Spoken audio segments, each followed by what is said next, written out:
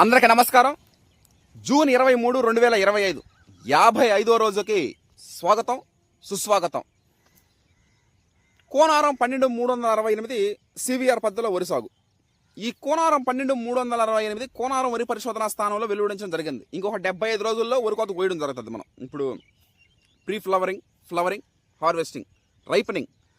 Pre flowering చూస్తారు, ఆ తర్వాత ఫ్లవరింగ్ చూస్తారు, ఆ తర్వాత రైపనింగ్ అంటే పండే దశ పసుపు రంగులోకి వెళ్ళిపోవడం జరుగుతుంది. ఆ తర్వాత హార్వెస్టింగ్. అది పక్కన పెడితే కోనారం వరి పరిశోధనా స్థానంలో ఇప్పటి వరకు 3 ప్రధాన శాస్త్రవేత్తల పనిచేయడం జరిగింది.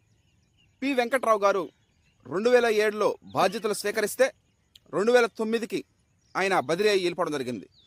ఆ తర్వాత the pride of Telugu Indian rice RNR 15048 Telangana Sona సృష్టికర్త డాక్టర్ చెన్నమాధవ దామోదర్ రాజు గారు 2009 నుంచి 2013 సంవత్సరం దాకా ఆ కోనారం వరి పరిశోధనా స్థానంలో సేవలు అందించడం జరిగింది. KNM 733 KNM నూతన వరి వంగడాలు కూడా క్రియేట్ చేశారు సారు. తర్వాత 2013లో కోనారం వరి పరిశోధనా స్థానంకి డాక్టర్ శ్రీధర్ సిద్ధి గారు రావడం జరిగింది. శ్రీధర్ సిద్ధి గారు రావడం దాదాపు ఎన్నో వరి వంగడాలు చూసుకున్నట్లయితే KNM 1638, KNM 12368, KNM 7715, KNM 12510 ఇలా ఎన్నో వరి వంగడాలు ఆయన క్రియేట్ చేశారు. ఆయన రాజేంద్ర నగర్కి బదిలీ అయినప్పటికీ కూడా ఆయన ఏ ఊర్లో అయినా సరే నూతన వరి వంగడాలు ఇంకా మరెన్నో క్రియేట్ చేయాలని ప్రకృతి రత్న యువ రైతుగా నేను కానీ మా టీం మెంబర్స్ కానీ కోరుకోవడం జరుగుతూ ఉంది. అంటే ఒక బాధ్యత కలగా ఒక వరి శాస్త్రవేత్త, వరి విభాగంలో ఆయన ఎన్నో కృషి అభినందనీయం. మనం అప్పుడే అనుకున్నాం, మన కోనారం వరి పరిశోధనా స్థానం ఒక వెలుగు వెలగద్ది రాబోయే రోజుల్లో. నూతన వరి వంగడాలకి అది ఒక జన్మస్థానం అవుతుంది. ఎందుకంటే పెద్ద కాలువ, శ్రీరాంపురం, పెద్దపల్లి జిల్లా, తెలంగాణ ఏరియాలో దాదాపు ఎన్నో వందల ఎకరాలు స్థలంలో అది ఉంది. అదేగాక ఎంతమంది నూతన వరి వంగడాలు క్రియేట్ చేసినప్పటికీ ఆ కోనారం వరి పరిశోధనా స్థానం ఇప్పుడు నెల్లూరు జిల్లాకు ఒక వరం. ఇప్పుడు కోనారం 1638 అయినోళ్ళు ఎవరు లేరు, రైతు సోదరమణులు. KNM 12368 మొన్న వేస్తే ఒక్క గింజ కూడా మిగల్లా, మొత్తం అయిపోయింది. అంటే ఆ విధంగా వరి వంగడాలు క్రియేట్ చేయడం జరిగింది. అంటే రైతులకి వైరస్లు తట్టుకునే విధంగా, అగ్గి తెగులు తట్టుకునే విధంగా, దోమపోటు తట్టుకునే విధంగా, స్టెమ్ బోరార్ కాండం తొలుచు పురుగు తట్టుకునే విధంగా అన్ని రకాలుగా ఫార్మర్స్కి బెనిఫిట్గా, రైస్ మిల్లర్స్కి బెనిఫిట్గా. రైస్ మిల్లర్స్ ఏంటంటే నూక రాకుండా, అదేవిధంగా పొట్ట తెలుపు రాకుండా నీట్గా ఉండే విధంగా వాటిల్ని చేయడం ఇంపార్టెంట్ అనే విషయం. అదేవిధంగా last but not least rice consumers priority. Rice వినియోగదారులు కోటి విద్యలు కూటికారు అన్నారు మన పెద్దలు. ఎంత సంపాదించినా కూటికే, ఎన్నాళ్ళు బతికినా కాటికే. కాకపోతే బతికినన్నాళ్ళు మంచి ఆహారం తిని మంచిగా సంతోషంగా ఆనందంగా ఉండాలని తెలియజేయడం జరుగుతూ ఉన్నది.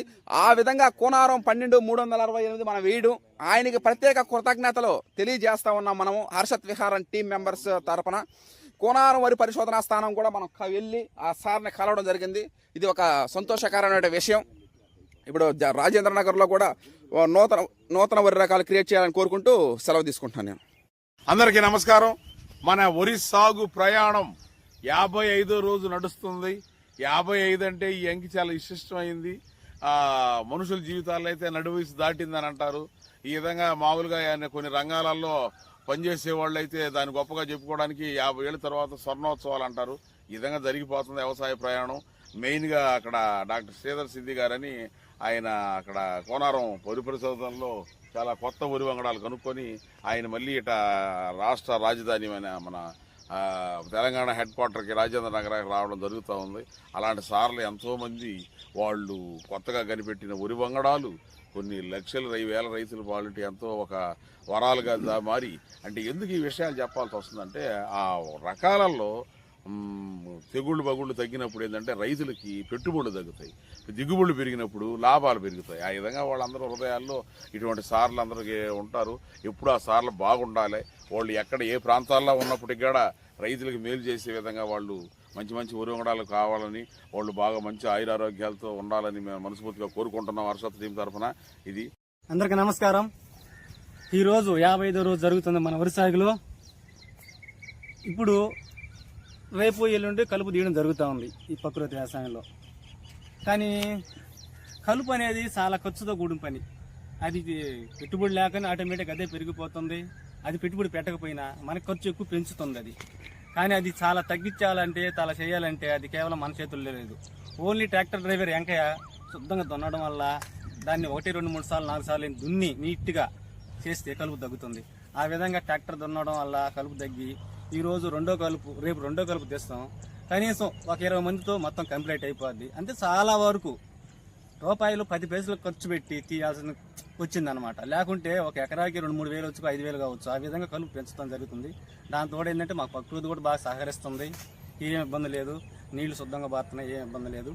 అదేవిధంగా నీళ్లు సమానంగా పెట్టుకుంటే ఈ విధంగా కలుపు